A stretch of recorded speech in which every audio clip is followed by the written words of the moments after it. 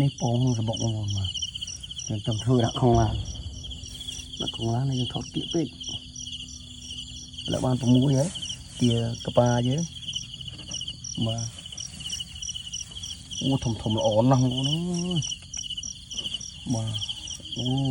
មិនធម្មតាទេពងនេះទាហើយនេះ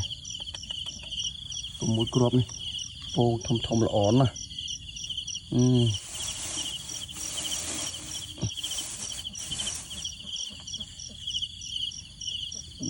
ធំល្អណាស់បងប្អូន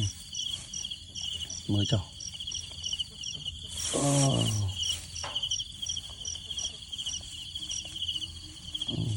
វល់តិចជួយគ្នាពងនេះស្ទញីនេះមូថ្លាញ់ល្អអត់មានពងណាវាល្អទេ